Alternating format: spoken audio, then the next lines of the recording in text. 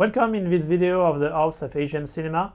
This video is going to be a bit special because I'm going to talk about the book which I have published in 2017, Police versus Syndicats du Crime, which means police versus triads, basically. So you may wonder why do an interview in English about a book in French. Originally I was not thinking about doing it, but the more I thought about it, the more I came to the conclusion that it could be actually positive. First, because it may open the door for a publisher in English language to see this video and to potentially be interested in publishing a translation of the book, or maybe some fans will be interested by the book and may contact an English language publisher and get them interested in doing the publication of the book. So in any case, by putting this video out, that could attract some attention to the book and potentially get the book being translated and published in English. Of course, that's the best case scenario. Maybe that will never come up this way, but whatever, I mean, it's worth to try. Second point is I think it may actually be a good way to start a discussion about Hong Kong cops and gangster films. I mean, it's always good to talk about it, it's always good to have it out, it's always good to bring more noise about the subject, so why not do a video about it in order to get a bit more attention on this subject, on the films that we like, to get more people interested in these films. And the third point is that there are sometimes some funny stories behind the scene about how some interviews came to be about some subjects I chose to discuss in the book. So for these three main reasons, I think it's still worth to have this video made. Without further ado, let's discuss a bit about the book. So I will do basically an introduction of the book, chapter by chapter, to describe what you can find in it, and discuss a bit why I chose some of those subjects, why I chose some of those angles, and also about the people I've interviewed, what they discuss in the book, and what is their significance for Hong Kong cinema, for the genre of the cops and gangster films. Okay, so some basic facts. The book was published in 2017. It took me around roughly 3 years in order to finish it. I finished it in 2012, and then it took a little while for it to be published, 5 years, during which I did a couple of updates in order to have the most recent films which belong to the genre I was discussing to be featured in the book. And in total, the book is a bit over 500 pages long. The introductory chapters are actually not specifically about films, but about police organization, police history, and the same for the triads. They are about roughly a bit over 10 pages each, I think, and they give some rough idea about how they came to be, how they evolved. For example, the history of corruption of Hong Kong police for a while during the 60s and the 50s, 60s. When it comes to the triads, I give some names on some territory which each triads have, because they are different, they have a different history, the kind of organization they have. All these kind of things I think are useful when you are going to deal with the rest of cops and gangster films, because all these are supposed to be kind of known for the audience. So it's better if when you read the book you are already aware of what is the special duty unit, for example, what is the history of corruption of the Hong Kong police, because that's something you will see a lot in films of the 90s, for example. These kind of things. I thought that was useful to have this kind of subject being covered from the start, so that it doesn't have to be brought up in each chapter each time. Then the first 3 chapters deals with the origin of the genre, so from after the end of the Second World War until the end of the Hong Kong New Wave. So that discuss some Cantonese films which were made in the 50s, 60s dealing with the genre. There are actually not many, because back then it was not a subject which was desired by the colonial authority, so they were really avoiding that. But some films managed to to avoid this prohibition and deal with it indirectly. Things started to evolve in the 70s with films like Police Force and with the Tea House, so films in Mandarin, in this case by the Shaw Brothers, because around the early 70s actually Cantonese films were had kind of died, even if they would have a revival not long after. So you had this kind of film which really started to create the genre as we know. But back then it was still very influenced by kung fu films, and so they were using the modern police background or modern triad background mostly to tell kung fu stories. And there was a slow evolution in order to finally be able to deal with the genre itself and not to make it an excuse to do just action. And that actually led to Jumping Ash, directed by Po Chi Lung and Josephine Siao, and then a couple of years after, the Hong Kong New Wave, which was really the birth point of modern cops and gangster Hong Kong films. And at the end of the chapter, and at the end of each chapter actually, I always have interviews with people who I think were important for the genre, for the subject being discussed in the chapter. So in this case I have 3 interviews at the end. One with Alex Chung. Alex Chung is the director of Cops and Robbers and Man on the Brink. In my opinion, he was the most talented new wave filmmaker back then. If I had lived during the Hong Kong New Wave time, and if I had to bet my fortune on who would be the top filmmaker for the years to come, I would probably have bet on Alex Chung. Unfortunately, I would have lost that bet because that didn't happen.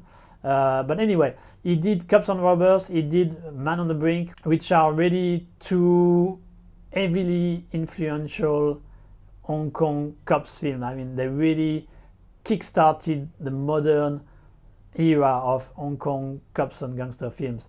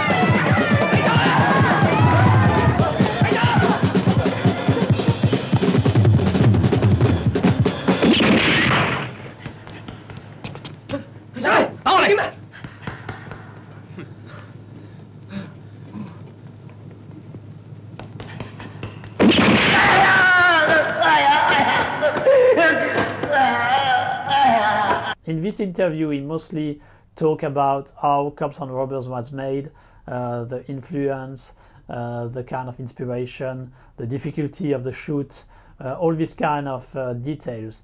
And after that, you have an interview with Ronnie Yu. Ronnie Yu was involved in Jumping Ash, which was kind of the prototype for modern Hong Kong cop film. All the ingredients were not there yet, but you could feel it was on the way. And so it talks about working on the film, once again his influence on the cop film he did at the end of the 70s, at the same time as the other Hong Kong New Wave director, such as The Servant. And the last interview in this chapter is with Philip Chan. Philip Chan, I think, is actually the best interview there is in the book. And the reason for that is that I think he has been extremely influential on the genre, on cops and gangster Hong Kong films. But most of the people don't really realize it because he was working behind the scene. Actually, he was also often in front of the camera as well. I mean, he acted in many films, mostly as cops. If you are not familiar with Philip Chan, he was, for example, the main bad guy from Jean-Claude Van Damme's Double Impact. but his most important contribution was behind the scene. He was actually a real cop for quite a few years until he made the transition in the mid-70s, working on Jumping Ash on the script, on some several other aspects of the production of the film. Later he worked with Ronnie Yu. He also did the script for Long Arm of the Law, which I argue is basically the final film of the new wave, on which really starts the trend of Hong Kong new wave director being in the mainstream. The film is once again a very important one, so Philip Chan contributed to all this. He was one of the personality which really defined the direction that Hong Kong cop and gangster film would take for the years to come. And he's someone who is game. I mean, during interview, he's a good storyteller. He has a good memory, so he was able to give some very nice stories about making these films, about the way he wanted things to be. So that makes, in my opinion, his interview probably the best there is in the book. The second chapter was dealing with specifically with one actor, director, being Danny Lee. When you do a book about cops and gangster films, I mean, you cannot avoid dealing with Danny Lee. He was the personification on the screen of the Hong Kong cop. So I explained a bit his background. I explained how he started creating this cop persona in the early 80s with films like Law with Two-Face, which I think is a very, very good film, very good Hong Kong cop film, which nowadays is a bit forgotten, but it has a bit of this Hong Kong new wave, gritty vibe.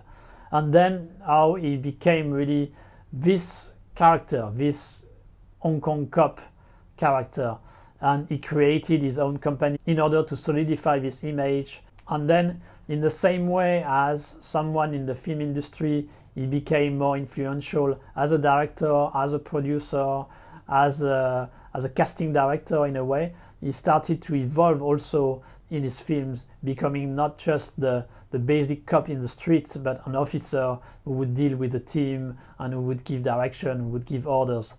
Unfortunately, that's the only chapter in my book which has no interview at the end, because I could not interview him. Of course, I would have loved to interview Danny Lee, but I never managed to get his contact. So there is no interview of him at the end. I was trying to get some of the people he has worked with in order to tell us what it was to work with him, what kind of actor he was, what kind of director he was. And I got a couple of people who did indeed work with him, but I never managed to get really the answers I was really looking for, who would have shed another light on who he was outside of this cop image. So unfortunately I didn't use this part. That was not worthwhile enough. So that's the only chapter which has no interview at the end, and that's one of my regrets actually. The third chapter is dealing with kung fu cop films. So it's basically when you have all of these action directors, the people like Sammo Hung, Jackie Chan, the Yun brothers, who were all doing martial arts films and who had to make a transition from doing period martial art film to action films set in a modern Hong Kong. That actually kind of kick-started by Sammo Hung with Carry On Pickpocket in 1982, and then it became really one of the staple. It became one of the main genre at Hong Kong box office. Those films were very popular, not necessarily always in Hong Kong, but also when they were sold internationally. So they were produced in huge quantity. Of course, the names I gave were the most famous, but there are also more like B-movie made by Philip Ko, for example. He did a lot of them. So these kind of films. And when talking about that, I also talk about some of the tricks behind the scene, the way the stuntmen would work on the film, the way they would work on the choreography of the action, and also another subject which is less talked about, which is the way you have to do a script. I mean, how do you do a script? It's often said that there is no script in these kind of films, but that's actually not true. There was maybe not a full script, but there was at least an outline. There was an idea that these stories had to be with the right rhythm. It was not just throw anything. I mean, you have to have some kind of structure on those films, and so I talk a little bit about the stories and the way the scripts were made as well. And to punctuate this chapter, I have two interviews. There is one with Hung Yan. You may know him as Clubfoot, one of the disciples from Wong Fei-hung in the Once Upon a Time in China series. And he came to Hong Kong at the end of the 80s at the invitation of Lo Kar-leung. So he talks about all that, how he was invited to Hong Kong, how as soon as he arrived, he had to do a car stunt for Tiger on the Beat, directed by Lo Kar-leung. And so how he did some doubling for a lot of actors, how he worked with Lo Kar-leung on some other films, or his brother Lo Kar-wing. And we have also a long discussion about working on Choi Ark's Time and Tide, as he was the action director. And the action of Time and Tide is really super impressive. So there was a lot of things to talk about that, and so we did. And the second one interviewed for this chapter is Mark Houghton. I don't know if you are very familiar with Mark Houghton. He's a British Ungar master who came to Hong Kong at the end of the 80s, also influenced by Lo Kar-leung, and he was the most active Westerners appearing in this kind of Hong Kong action film. He did over 50 films in total, I think. Almost always playing bad guys, of course. That was the way it worked back then. And Mark Houghton is quite a character. I mean, he had a very rich life. He's a very good storyteller as well, so he had a lot of stories. There are stories behind the scene on almost every film he has done, and they almost all end up by and at the end, I've beaten up the guy. That's almost always like that.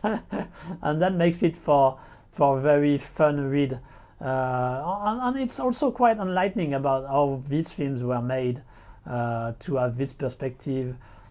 It's really interesting, and I think you will have a few laughs reading some of the stories he has to share about making these films. The fourth chapter is dedicated to a subgenre of the Kung Fu cop films. It's actually the girls with guns films. To be honest, I think this chapter is a bit too long. I've written a lot on it because that's one of my favorite subgenre. And actually there were a lot of films which belonged to it, which were produced back then. So I had actually a lot of material to deal with if I wanted to.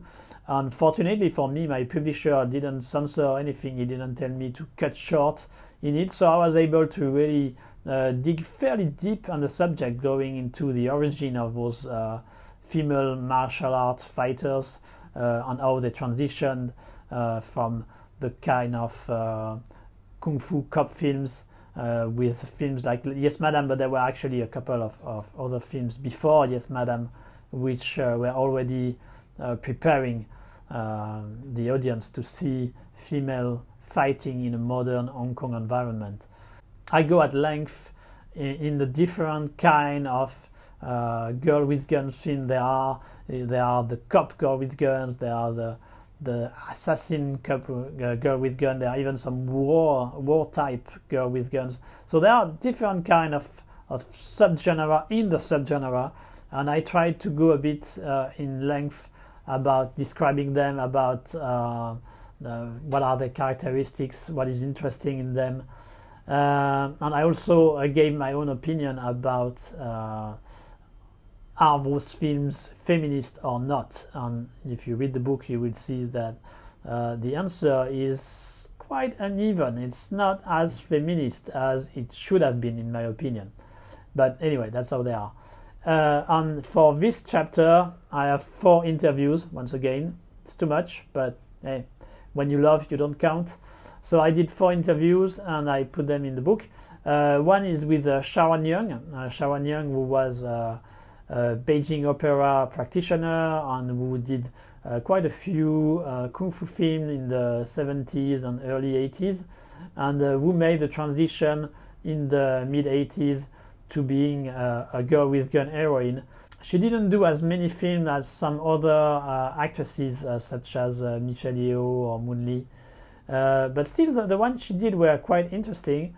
So once again, there is some nice little information about the films she participated in. Alongside her, you have one of the most important actresses for the genre, which is Yukari Oshima, the Japanese actress, who I had to go to Japan to interview, but she was fortunately more than willing to take part in the interview. So that was an honor of hers to meet her. I mean, when you like girl with guns like me, I mean, you must like Yukari Oshima. That's you cannot avoid it. She was really one of the main actresses of the genre. And so I had the opportunity to interview her, to talk a bit about her background and to go at length on the different films she has done, how it was working in Hong Kong back then. So once again, really interesting because she gave a couple of interviews already, but not on her career as a whole, I guess. So once again, pretty proud of having been able to interview her for the book. And there are two others, which is Jed Lung. So Jed Lung is more you can say the third generation of action actress, as she appeared in the mid-90s with Black Cat, and then unfortunately for her, the genre was kind of going downhill, and she still found work. She still appeared in many films, but the quality of the production, because of decreasing budget, the quality of those films were quite subpar, unfortunately, compared to the previous film which had been made the years before. Still, that gives another angle, because she was chosen first and foremost for her look, and she had to learn the action while working on those films, which is not exactly the same as say Yukari Oshima, who had been trained in karate, in some stunt work in Japan before going into films. So it gives another light on the films which have been made during the dark age of the girl with guns, I would say. And the last one to be interviewed for this chapter is Godfrey. Godfrey is mostly known for his ninja films, this kind of films, the cut and paste films, where you had some Korean, Thailandese, Filipino films which were used, and they would add some scenes with Westerners in order to put more action and in order to make them more attractive for European and American markets. But Godfrey also did some pure Hong Kong girl with guns film, and so in this interview, that's what we talk about. He gives some interesting information, of course, about the making of these films, but also about the financial aspect, which is something you have to know in order to understand the dynamic of this film, how they were made, how much they cost, how much they could expect in return, all these kind of things. And so Godfrey gives all this information with a lot of honesty. I mean, contrary to what some people have said on the internet, Godfrey is not a gangster or anything. I mean, he didn't threaten anything. He was a filmmaker and a businessman at the same time, but that made sense. I mean, back then in Hong Kong, you had no support from the government. You had to make a living by selling film, by doing films, and he didn't cheat anybody about that. He was doing it sincerely, trying to give what the audience wanted to have.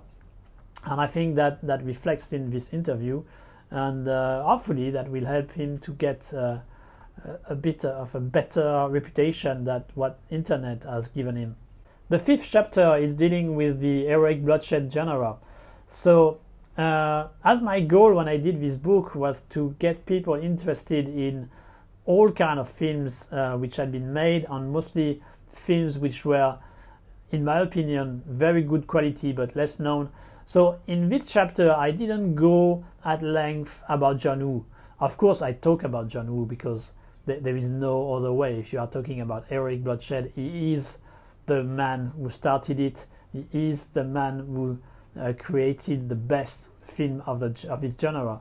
So I talk about it, I talk about John Woo, but I don't go at length about it because I think you already are familiar with John Woo. You probably have already heard interviews of him. You have already read stuff about him. So there was no need to really go at length about him again and repeat the same thing which had been said. So my main focus in this chapter was about the other filmmakers, the other directors who work in the genre, who did some very good Heroic Bloodshed films which are less known and which brought their own sensibility to this genre created by John Woo. And for this reason I have an interview at the end with Joe Chung. Joe Chung, which in my opinion is one of the best Heroic Bloodshed director after John Woo. Of course, John Woo is the best one. But if you want a second or third, I think Joe Chung would be one of them, thanks to his Flaming Brothers and Return Engagement. And so he talks about this. He talks about his inspiration. He talks about the making of his films, how the actors were selected, and you will see that there are a few common points in his background, his way of thinking, to someone like John Woo. So it made sense he was able to do the best one next to the master.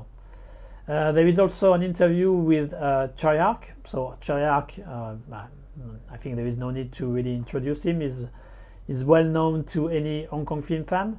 He didn't really do any Heroic Bloodshed himself. I think actually he doesn't like this kind of genre. But he produced John Woo films. He produced A Better Tomorrow 1 and 2 and The Killer. So I thought it was good to have him in order to discuss a bit about the production aspect and some of the creative aspect behind those films, which are not necessarily been given from his perspective. We often have the perspective of John Woo, which is very good to have, but there is another perspective which comes from Choy-Ark, and that's an interesting one to have. And as a companion piece in a way to the Choy-Ark interview, there is a Terence Chung interview who explained a bit about the production of films like The Killer or Hard Boiled. Some interesting piece of information about those films, the making of these films. The sixth chapter is dealing with a genre which hasn't been really discussed much, and which in my opinion is the logical evolution of the Heroic Bloodshed. So with John Woo and the Heroic Bloodshed, originally you had really brotherhood stories. It was always about men and how they were friends, how they were ready to sacrifice each other for each other's. But it evolved to include more and more women part, and logically at some point it became all about the love story, and it became what I called in the book the criminal romance. So that's the name of this sixth chapter I did. And the people behind it are people like Wong Kar-wai with films like As Tears Go By, people like Benny Chan with A Moment of Romance. And so I discuss about this evolution and the importance of cantopop, the importance of cantopop singers turning actors in order to make this genre as successful as it was. And in order to discuss a bit further about this subgenre, I have interviews with Samson Chiu, who did a very good film which is not very known called Rose, with Maggie Cheung and Roy Chung, one of these criminal romance with a bit of adult touch, I would say. It was not about a teenager falling in love with a dark and good-looking triad guy. No, it was a bit more adult in the way he dealt with it. And Samson Chiu is one of those directors with very talented, who has a lot of things to say. He's not just there for the money, to make money quickly. He really has things to say, and he's a bit overlooked, unfortunately. So that was a way for me to put him forward and to try to put a spotlight on his work and get him a bit more recognition, potentially. And the second one is Jacob Chung. Jacob Chung is also a very good director. Same situation as Samson Chu, in my opinion. Very good director with things to say, with a social conscience, but unfortunately never got the full recognition he deserved. And in this case, the film which is being discussed, which belongs to the criminal romance genre, is Lover's Tears, with Nai Singh and Nilali. So I think you will find it quite interesting to hear those very good directors talk about making these films and what it was to do films in this specific genre of the criminal romance. The 7th chapter is dealing with the Special Duty Unit. So that's the film like First Option, Final Option, basically all the films with option in the title. That's a genre which was started by Gordon Chan, and which really put forward the heroism of the Special Duty Unit, which is basically like the SWAT, the Hong Kong SWAT. And I argue that they represent the best of Hong Kong. They represent Hong Kong united against any threat coming to threaten its prosperity. And so they are really the essence of positivity on the Hong Kong film scene. And for this chapter I have 2 interviews, one with Michael Wong. Michael Wong, there is an interesting story about it. Actually, when I was preparing this book, I was going to Hong Kong 2 to 3 weeks every year, basically, in order to conduct as many interviews as I could. I had been given Michael Wong's contact fairly early during this process. And so when I called him, he agreed to do the interview, but he said he would call me back in order to set up a precise day and location. And of course, that never happened. So I went back to France, and each time I would come back to Hong Kong to conduct interview, I would try to contact him in order to have this interview done, but to no avail. Until one time I was discussing with someone else I was interviewing, and he asked me, are you looking for some people to interview, some other people to interview? And I said, well, there is Michael Wong, but I've tried many times, but we never managed to make it. And so he said, oh, that's weird, so let me try for you. And he did, and that worked. The interview was set up, we were in the early afternoon, and the interview was set up for the early evening the same day. The problem was that at this point I had basically given up doing the interview with Michael Wong, so I didn't bring my notes, I didn't bring the 4 pages interview, the 4 pages questions I had for him. So I ended up having only like 2-3 hours to remember the questions I wanted to ask him. So I took a pen, I took a paper, and then I tried to recreate the 4 pages interview I originally had. I kind of managed. That was not an easy task, but I kind of managed. And we went to interview him. I was with a friend helping me at that time, and we found Michael in some kind of elite club. He was actually preparing the release of his CD back then, and the funny thing was that he was kind of depressed. He was really wondering about his place, his status in Hong Kong's film industry, and my friend and I had to kind of cheer him up, to tell him that he had made some important films for Hong Kong cinema, that he was not just made fun of. And so that was kind of surreal when you are interviewing an actor, and especially one who projected this image of strength, and you have to cheer him up and convince him that he was important for the Hong Kong film industry. So that was a funny thing to happen. But anyway, the interview he gave was actually pretty good. He was very honest, very candid about when he did these films, about the difficulty he faced, and the benefits and inconvenience that it caused him. So that's and also about the quality of some of them. Especially all the new option series, which it doesn't really like much.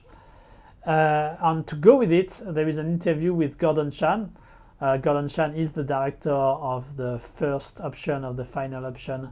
He's really the brain behind the SDU films. And so he explains how he came up with this idea, he explains what kind of research he did, he explains how the series evolved.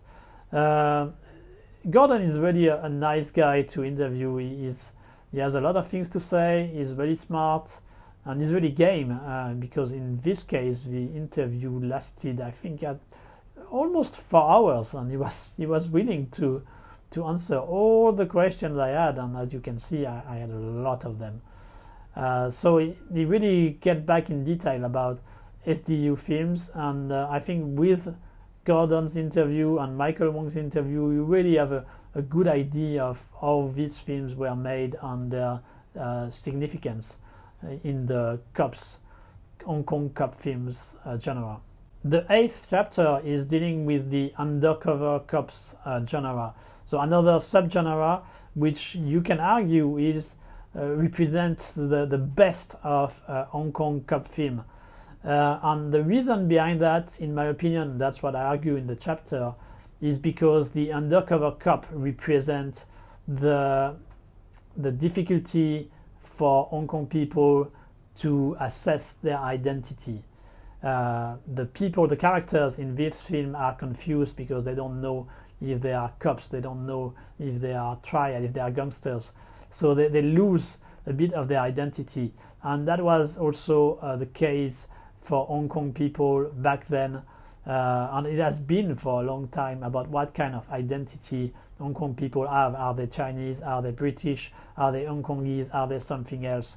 And because they have this confusion in them, because there is this confusion in the society, it makes for very good films dealing with undercover cops. And in order to illustrate this, the 2 interviews are people who have already been interviewed before. So that's Alex Chung and Philip Chan.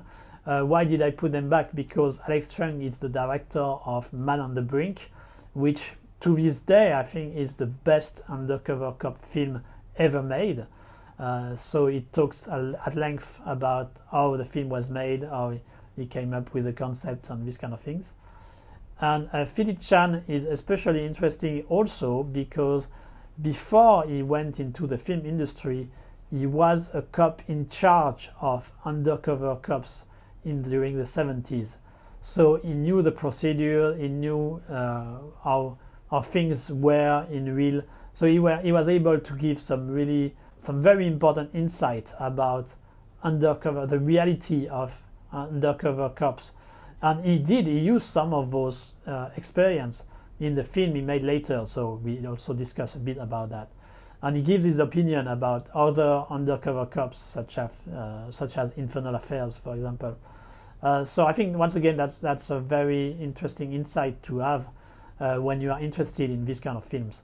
The 10th chapter is about the big timers and the untouchable cops. So that's a trend which started in the 90s.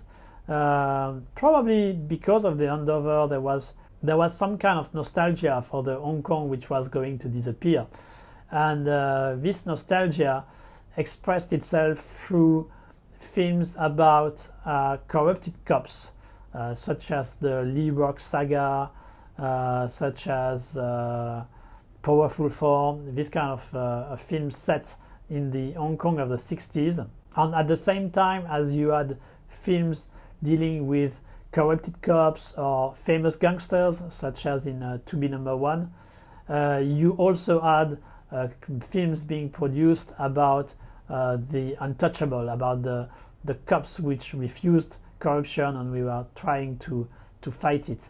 And I extend this chapter to a real case which happened to Hong Kong and which were made into films later on. So for example, I talk about Crime Story, directed by Kirk Wong, which was based on a real case, a real kidnapping case which was never solved. And the interview in these chapters are with David Lam. David Lam, who was the director of Powerful 4, which was the director of First Shot, about the establishment of the ICAC. He did these films independently, so that really gives an interesting perspective on how it was to make these films. David Lam was, I had the opportunity to interview him 3 times actually, and he was always willing and always happy to discuss about doing these films. But I remember he asked me several times, why are you so interested about these films? Well, I'm not sure I ever really managed to convince him that it was because I genuinely liked the film he did. But anyway, that was the case, and he gave some interesting answers to the questions about how these films were made, what was his perspective on the time he was describing and the time he was making those films. So once again, interesting thing, I think. And I also have an interview with Lawrence Hammond, also known as Lawrence Law, who is the director of the Lee Rock series, and who is in the same category, in my opinion, as people like Samson Chu or Jacob Chung. He's one of those very good directors with very social conscious, who are really trying to say things, who are really trying to do more than just a commercial film, and who unfortunately didn't get all the credit he should have for the film he has done.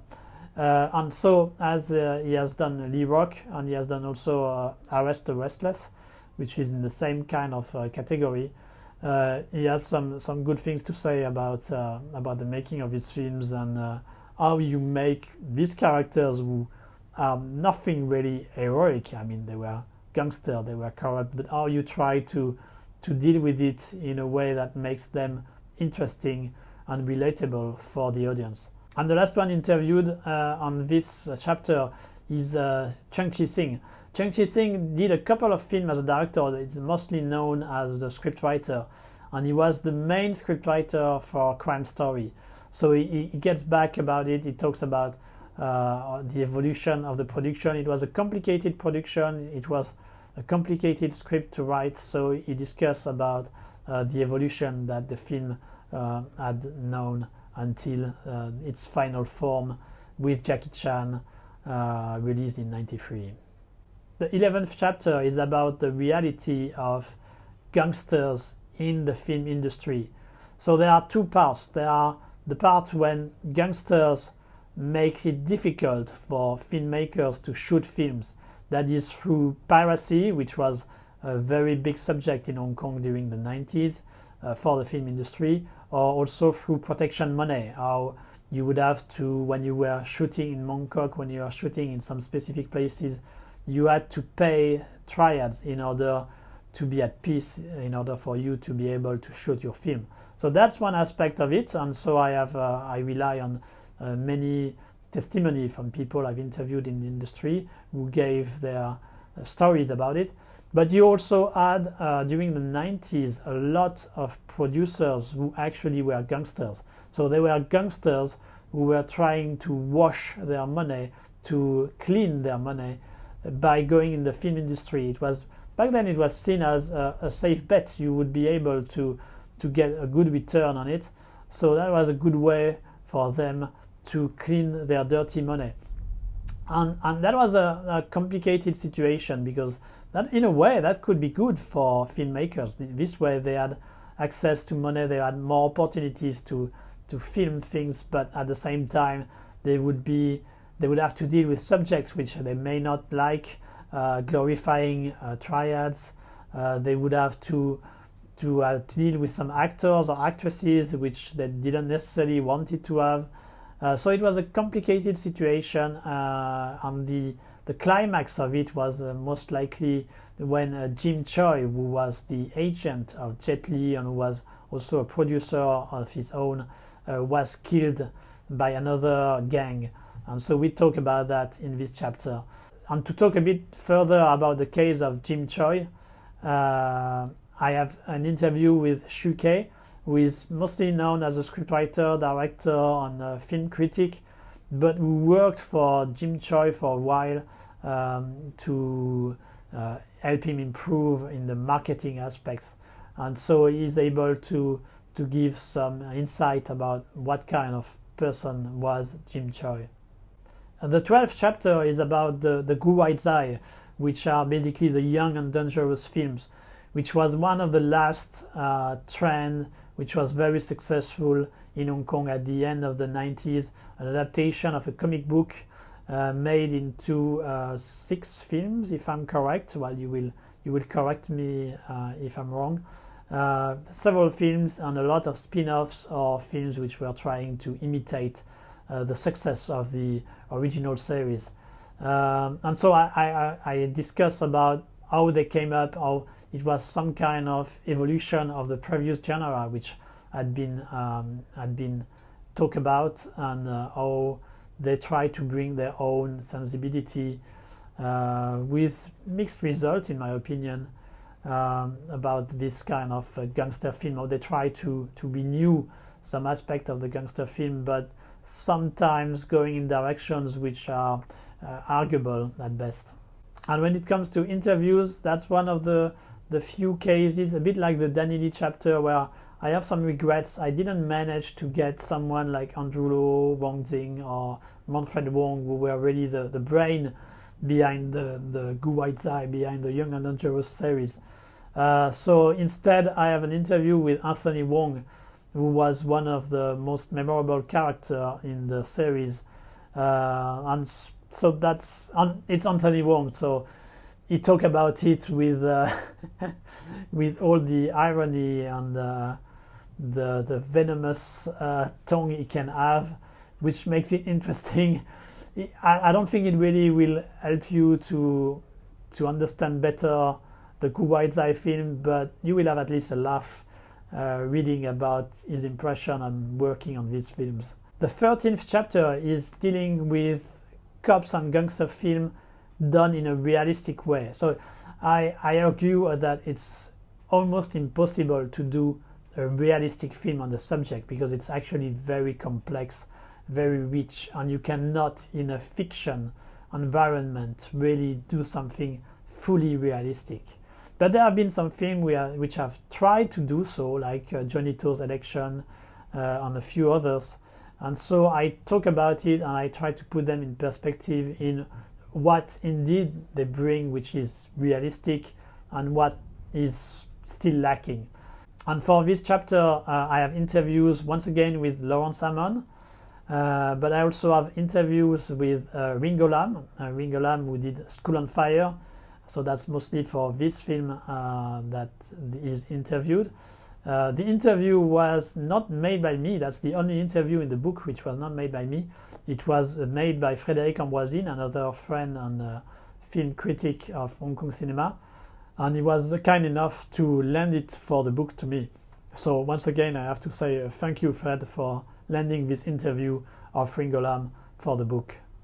And you also have interviews with Teddy Chen and once again Gordon Chan. Gordon Chan, in this case, talking mostly about Beast Cops. Beast Cops being a low-budget effort in order to revitalize the Hong Kong film industry back then, which was experiencing some very difficult times, and it made for a very interesting film. And the last chapter deals with cops and gangster film after the handover. Obviously, the handover has changed the dynamic, so there have been different attempts to try to cater to the new audience, to the evolution of the taste of the audience, to the evolution of the budget available to the filmmakers. So I talk about all this in this chapter, and I also open about what could be the future of the genre. I must confess I have some regrets on this chapter, because as I explained at the beginning of the video, I actually finished the book in 2012 and I did some updates, but I never changed this chapter fully, and I think I should have, because in 2014 there was Occupy Central in Hong Kong, and that was the beginning of an evolution regarding the way the police would be seen. As I explained, originally the police had very bad reputation in the 50s, 60s, and it slowly started to evolve in the 70s with the installation and the good work done by the ACAC. And Hong Kong police became more professional, more respected, and actually loved in many aspects by Hong Kong people in the decades which followed. Unfortunately, all this started to change in 2014. The way they dealt with the protest back then were seen as too heavy-handed, and that led to a lot of conflict. That led to a start of a breakdown between Hong Kong police and the people of Hong Kong. And I didn't incorporate that in this chapter, and I think I should have, especially as we can see now after the protest of 2019. Now really the thing has moved completely. I mean, now the reputation of Hong Kong police is abysmal. I mean, Hong Kong people as a large majority is very resentful, is very angry against Hong Kong police, and that will have an effect on the films which will be produced. We haven't seen it yet, but there will be either two ways. Either there will be more cop films being produced with the backing of the mainland, so showing cops as completely heroic figures fighting against people dressed in black, promoting Hong Kong independence, or just damaging things in Hong Kong. So really ideological cop stories which will be made mostly for the mainland audience, or at least for the mainland government, and the way he wants the audience to understand the situation in Hong Kong. And the other way, which actually may accumulate with the one I've been just explaining right now, would be to see more corrupt cops, more cops being shown in a bad light for purely Hong Kong produced film. That being said, this last possibility will probably be reduced by the introduction of Article 23. So expect more of the heroic mainland style cops fighting against rebellious and foreign influenced teenagers in the future, which may not necessarily be the kind of orientation we wanted to see from Hong Kong cop and gangster films, but it seems that will be the evolution of the genre. And that's it. I think that was already pretty long. As you can see, a lot of things to talk about, and I hope I've covered everything there was to cover with the book. As far as I know, there are no other books dealing specifically with Hong Kong cops and gangster films. That's the only one there is so far, and hopefully I hope it may interest some publisher, be it in Chinese, be it in English, who would be ready to translate it, and so it can reach a wider audience for people who love Hong Kong cinema, to know more about the making of this film, to know more about the context in which these films were made, and for people who are less aware of these films, who are less aware of Hong Kong cinema, maybe to get them interested, to get them curious, to watch more Hong Kong film and to learn to appreciate the greatness of Hong Kong cinema. Of course, if you have any question about the making of the book, about the content, or any other aspect, or if you would just want to discuss about Hong Kong cops and gangster films, don't hesitate to leave a comment. I will reply to it. I won't do another video on the subject, so I will reply directly to you in the comments, and we can have some kind of discussion going on. And of course, keep watching Hong Kong films, support the industry the way you can, and I will see you soon in another video on the House of Asian Cinema. Take care until then.